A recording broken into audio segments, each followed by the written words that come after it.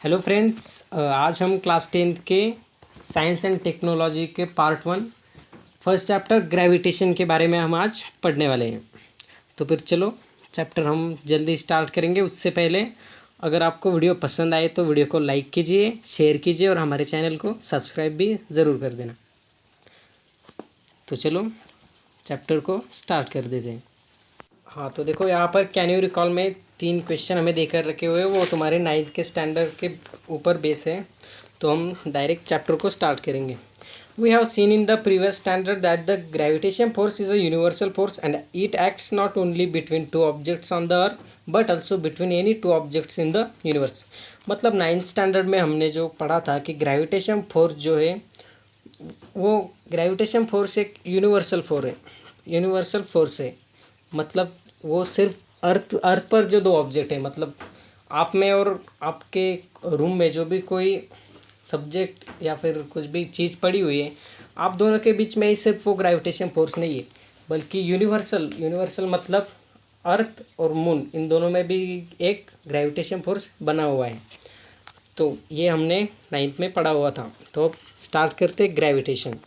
As we have learned, the phenomenon of gravitation was discovered by Sir Isaac Newton. जैसे कि हमने पिछले standard में पढ़ा कि जो ग्रेविटेशन का फेनोमेनन है वो सर आइजैक न्यूटन ने उस पर संशोधन किया था। और वो आपको स्टोरी तो पता ही होगी कि वो एक एप्पल के पेड़ के नीचे बैठे थे और जब वो बैठे थे तब उनके सर पर एक एप्पल पड़ा। और अगर हमारे जैसा कोई आदमी उधर होता तो वो पहली चीज़ क्या करता है, वो एप्पल। अगर हमारे जैसा आदमी होता तो उसने पहली चीज़ क्या की थी कि वो खा लेता उस एप्पल को। लेकिन जो सर आइजैक न्यूटन थे उन्होंने सोचा कि ये जो एप्पल या कोई भी चीज़ सब नीचे क्यों गिरते, ऊपर क्यों नहीं जाते। तो चलो हम उसको देखते हैं कि as the story goes He discovered the force by seeing an apple fall from a tree on the ground. जैसे कि मैंने बताया कि वो स्टोरी थी, वो एप्पल नीचे गिरा था और उन्होंने सोचा कि वो सब एप्पल नीचे क्यों गिरते। He wondered why all apples fall vertically downward and not at an angle to the vertical. Why do they not fly up in horizontal direction? जैसे कि मैंने बताया कि उन्होंने उनके दिमाग में ऐसा आया कि वो जो सब एप्पल है वो नीचे क्यों गिरते। ये उन्होंने संशोधन किया और इधर उनके दिमाग में एक क्वेश्चन आया कि जो सब एप्पल है वो हॉरिजॉन्टल डायरेक्शन में क्यों गिरते, वो ऊपर क्यों नहीं चले जाते। After much thought, he came to the conclusion that the earth must be attracting the apple towards itself, and this attractive force must be directed towards the center of the earth. मतलब बहुत कुछ सोचने के बाद वो Newton जो है वो इस कंक्लूजन पर आए कि अर्थ जो है उस एप्पल को अपनी ओर खींचती होगी, तभी तो वो एप्पल वर्टिकली डाउनवर्ड गिरता है, बजाय कि ऊपर जाने के, कहीं और जाने के वो वर्टिकली डाउनवर्ड आ जाता है। और the direction from the apple on the tree to the centre of the earth is the vertical direction. मतलब एप्पल जहाँ से गिरता है और वो डायरेक्शन और अर्थ का जो सेंटर है, अर्थ के बीच में द सेंटर है जिसे हम गाभा बोलते हैं, वह वो सेंटर जो है वो क्या करता है, एप्पल को अपनी ओर अट्रैक्ट करता है। और उसी को वो जो अट्रैक्शन की जो लाइन है उसे वर्टिकल डायरेक्शन कहा जाता है। At the position of the apple and thus the apple falls vertically downwards. और इसी वजह से जो एप्पल जो है वो वर्टिकली डाउनवर्ड गिरता है। देखो आपके बुक में आपने देखा होगा फिगर 1.1 जो आप अभी देख रहे हैं स्क्रीन पर। On the left shows an apple trees on the अर्थ। क्या लेफ्ट में क्या देखे रखा है, हमें एक एप्पल का ट्री देखे रखा है, उसके नीचे न्यूटन बैठे हुए हैं और वो जो एप्पल जो है वो वर्टिकली डाउनवर्ड गिर रहा है। तो आगे क्या देखे रखा है हमें, the force on an apple on the tree is toward the centre of the earth. मतलब एप्पल का जो फोर्स है वो अर्थ के सेंटर के टूवर्ड्स है। Along the perpendicular from the position of the apple to the surface of the earth. मतलब apple की जो पोजीशन है उससे परपेंडिकुलर साइड लेकर अर्थ का जो सेंटर है उससे परपेंडिकुलर जो है वो एप्पल गिरता है। The figure also shows the gravitational force between the earth and the moon. देखिए हम यहाँ पर हमें फिगर में देख के रखा है कि अर्थ और मून में जो है वो देखो ग्रेविटेशन फोर्स हमें दिखाई पड़ता है। The distance in the figure are not according to scale. मतलब यहाँ पर उन्होंने ये दे के रखा है कि जो डिस्टेंस दिया हुआ है वो स्केल के मुताबिक नहीं है, मतलब वो कम ज़्यादा हो सकता है। Newton's thought that if the force of gravitation acts and on apples from the tree at different heights from the surface to the earth. तो ये सब देखने के बाद न्यूटन ने ये सोचा कि ये जो फोर्स है वो अर्थ के सेंटर और एप्पल के बीच में जो फोर्स है वो एक डिफरेंट हाइट पर है, तो उससे भी हायर लेवल की जो हाइट है वहाँ पर भी ये फोर्स एक्ट कर सकता है, यानी कि मून और अर्थ में भी ये ग्रेविटेशन फोर्स हो सकता है। तो आगे का टॉपिक जो है फोर्स एंड मोशन अब हम पढ़ने वाले हैं। We have seen that a force is necessary to change the speed as well as the direction of a motion of an object. मतलब ऑब्जेक्ट की जो डायरेक्शन है और speed, we have seen that a force is necessary to change the speed as well as the direction of motion of an object। मतलब object की speed और direction अगर चेंज करनी हो तो उसके लिए हमें फोर्स नेसेसरी है, मतलब फोर्स चाहिए। वहाँ पर फोर्स या तो कम करना होता है या फिर ज़्यादा देना होता है। यहाँ नीचे कैन यू रिकॉल में दिया हुआ है कि what are Newton's laws of motion. मतलब न्यूटन के मोशन के जो लॉज है वो हमें 9th स्टैंडर्ड में दिए हुए, वहाँ पर आप पढ़ सकते हैं। तो इस पेज पे क्या है, इंट्रोडक्शन टू साइंटिस्ट। तो चलो देखते हैं कि great scientist sir Isaac Newton, उनकी जन्म तिथि है कि 1642 और वो 17 was one of the greatest scientist of recent time. और जो सर आइजैक न्यूटन थे वो उनके काल में सबसे बढ़िया साइंटिस्ट थे, 1642 और 1727 के बीच में। He was born in England. उनका जन्म इंग्लैंड में हुआ था। He gave his laws of motion, equation of motion and theory of gravity in his book Principia। उन्होंने हमारे वर्ल्ड को क्या क्या दिया, और लॉज ऑफ मोशन दिए, equation of motion and theory. उन्होंने जो है 3 हमारे वर्ल्ड को दिए थे। वो प्रिंसिपिया इस बुक में उन्होंने ये सब लिखा था। Before this book was written, जब ये बुक लिखी नहीं थी तो Kepler had given 3 laws describing planetary motion. जो हमारे न्यूटन बाबा थे उनके पहले जो केपलर बाबा थे उन्होंने जो प्लैनेटरी मोशन है उस पर रिसर्च किया था। However, the reason why planets move in the way described by Kepler's laws was not known। जो प्लैनेट है वो क्यों फिरते हैं, जो वो केपलर लॉ में नहीं थी। तो न्यूटन बाबा ने क्या किया, Newton with his theory of gravity mathematically derived Kepler laws. जो हमारे केपलर बाबा की जो लॉ थे वो न्यूटन बाबा ने उनके थ्योरी में वो मैथमेटिशियली उसको संशोधन किया, सबको दिखाई। तो आगे क्या है, in addition to this Newton did groundbreaking work in several areas including light, heat, sound and mathematics. तो इन दोनों को मिलाकर हमारे न्यूटन बाबा ने लाइट, हीट, साउंड इस पर रिसर्च करना शुरू कर दिया।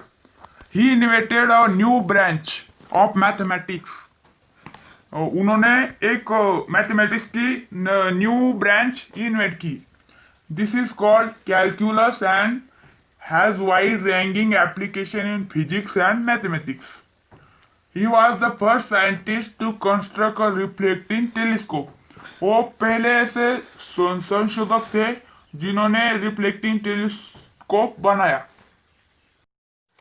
देखो यहाँ पर ग्रेविटेशन, फोर्स एंड मोशन, ये सब होने के बाद हमें क्या पढ़ना है, circular motion and centripetal force. Circular motion मतलब सर्कल में जो मोशन घूमता है उसे हम सर्कुलर मोशन कहते हैं, वो अब हम देखने वाले हैं।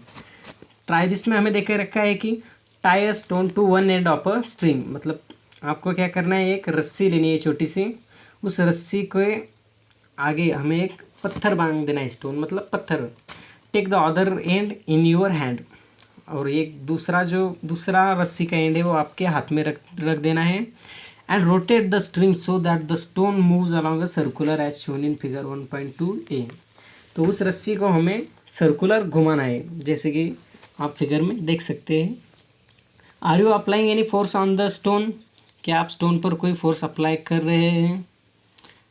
जी हाँ, कर रहे हैं। In which direction is the force acting? How will you stop this force from acting? What will be the effect on the stone?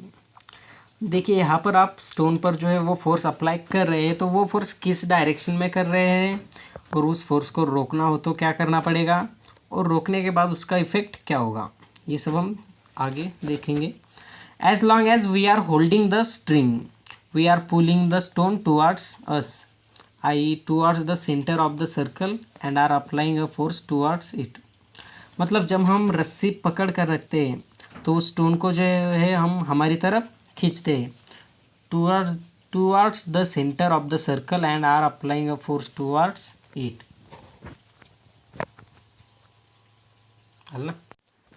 The force stops acting if we release the string. अगर हमने वो रस्सी छोड़ दी तो force क्या होगा, रुक जाएगा। In this case the stone will fly off along a straight line which is tangent to the circle at the position.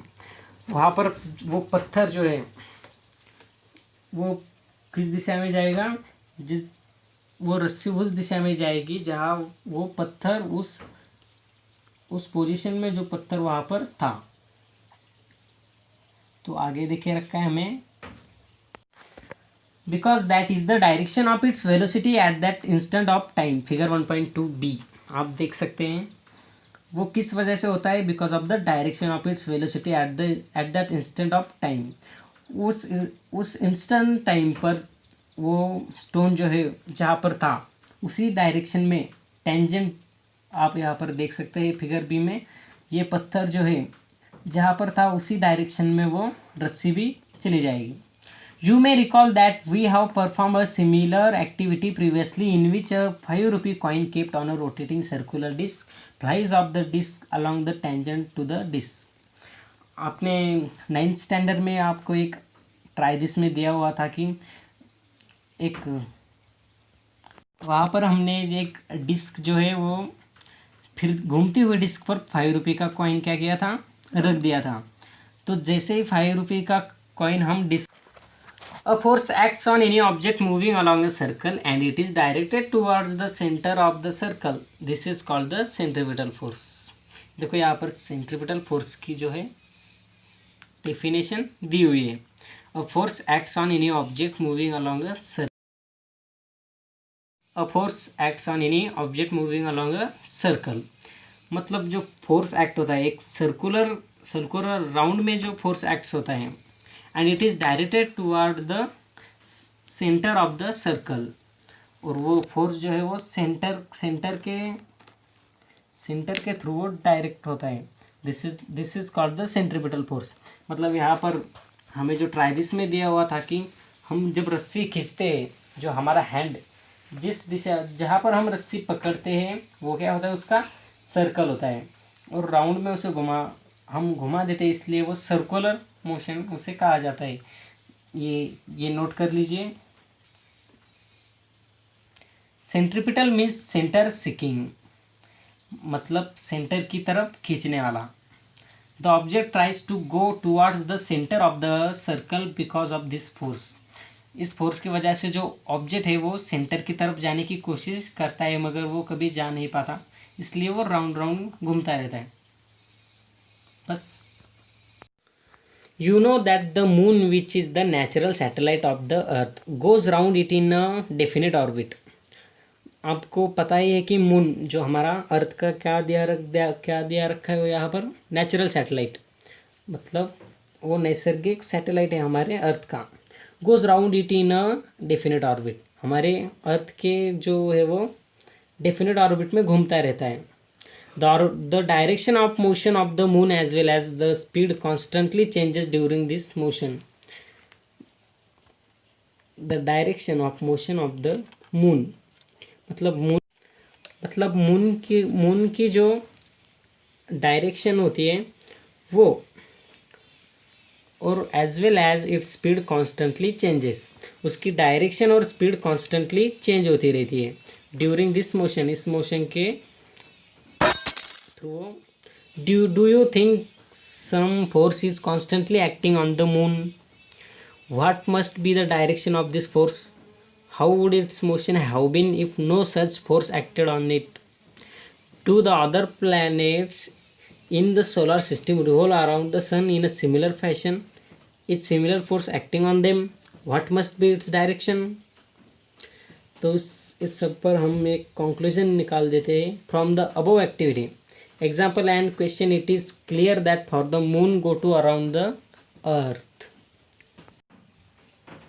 there must be a force which is exerted on the moon, and this force must be exerted by the earth which attracts the moon towards itself. Similarly, the sun must be attracting the planets including the earth.